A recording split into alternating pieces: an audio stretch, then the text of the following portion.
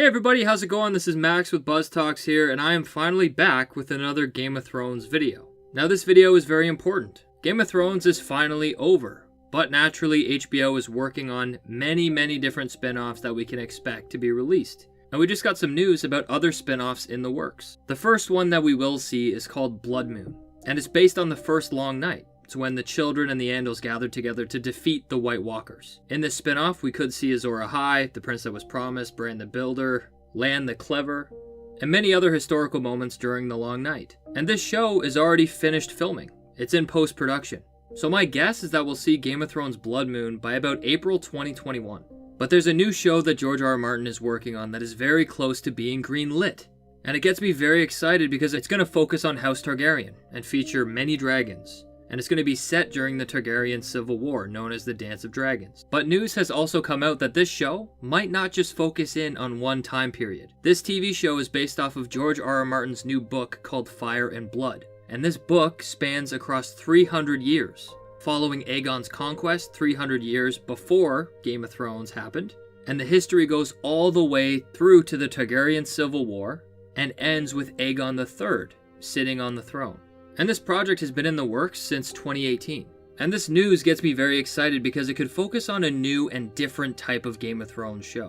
While Game of Thrones followed the stories of our favorite characters across 8 seasons, this new Fire and Blood spin-off is going to do something different. It's going to focus on generational storytelling.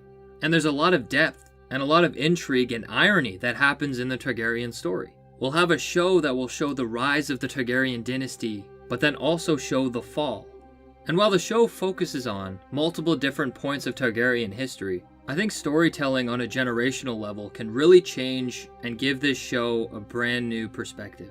In one season, we can follow Aegon the Conqueror and root for him as he takes the 6 kingdoms of Westeros. But then we can watch the Targaryen Civil War and watch these Targaryens destroy everything Aegon built.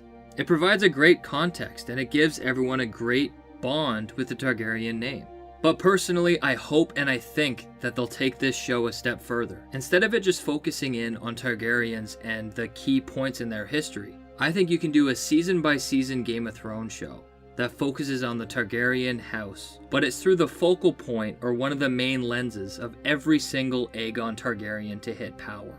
It can focus on Aegon the First, Aegon the Second, Aegon the Third, Aegon the Fourth, etc. Because every single Aegon Targaryen is featured in a very important part of history. So let's start with Aegon the First. We could have a season or more dedicated to Aegon Targaryen. At this point, the Targaryens fled Valyria and went straight to Dragonstone. Aegon wanted to take over Westeros, so he went to go take it over with his 2 sisters. Together they destroyed Harrenhal. We see the Baratheons acquire Storm's End during a war called the Last Storm. We see Loren Lannister and Meryn Gardner try to fight off Aegon Targaryen with their huge army, but are defeated by Aegon in an event called the Field of Fire. House Gardner is completely defeated and replaced by the Tyrells, while Loren Lannister surrenders. We also get to see Torrhen Stark, and he's known as the King Who Knelt because he surrendered to Aegon. And we can also see the conflict that they had with Dorne. And after Aegon Targaryen took the throne, they still couldn't acquire Dorne. So 10 years later, Rhaenys went to Dorne and was killed along with her dragon. Since that point, it took Dorne 100 years to join Westeros.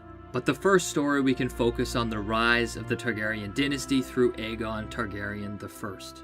But then we go into the Dance of Dragons, and this would be a new story in history. And basically, the king at the time has 2 different groups of children. With one woman, he has a daughter named Rhaenyra, and with another woman, he has a son named Aegon II. Now this king wanted his firstborn, Rhaenyra, to be the first queen of Westeros, but his new family disagreed, and Aegon II took the throne, which resulted in Rhaenyra gathering her sons to fight them for her rightful place on the Iron Throne. And this war was a tragedy. One by one, their kids started dying. Dragons started dying. The people turned against Targaryens and started murdering their dragons in the dragon pit, and it resulted in both Aegon II and Rhaenyra dying. And Rhaenyra's only son, Aegon III, took the throne. And this left the Targaryen dynasty weak. They only had small dragons, and there were hardly any of them left. And then we go to a brand new Aegon Targaryen, Aegon IV. and he was considered one of the worst Targaryen kings, and it would be really interesting to see that perspective. He had numerous bastards, and just before he died, he legitimized all of them. And the result of that birthed the Blackfyre Targaryen, a bastardized Targaryen, and it led to rebellions across Westeros. The fifth story that they could tell is a very popular one, Dunk and Egg. We can follow Egg, who is Maester Aemon's brother, and he was a very unlikely candidate to sit on the Iron Throne, because he was third in line. But after some unfortunate events, Egg, or Aegon Targaryen V, was able to sit the throne, and then he had his son, the Mad King. But then this takes me to another Aegon that I would love to have a season dedicated to in this series. I would love to follow Aegon Targaryen VI, and that would be Jon Snow.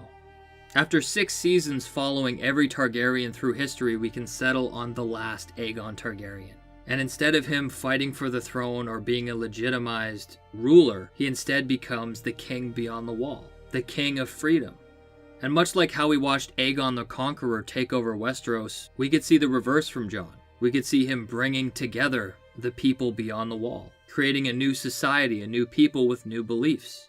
And this could be the new story of Jon Snow, the character who redefined what government and leadership is. And I think that would be a great bittersweet ending to the Targaryen dynasty. A family that is based off of fire and blood finishes off with their only remaining link, Aegon VI, who doesn't use fire and blood, who actually prefers the ice, and brings freedom and people together north of the wall. But let me know if you like my idea about focusing in on every single Aegon Targaryen in history. I think it would create a great spin-off, and since they're already focusing in on the Fire and Blood book that's focused on Targaryen history, I think it would be a great twist to start the show off as a prequel and then end as a sequel spin-off. But that's it, everybody. Thank you so much for tuning in. Until next time, I'll see you guys later.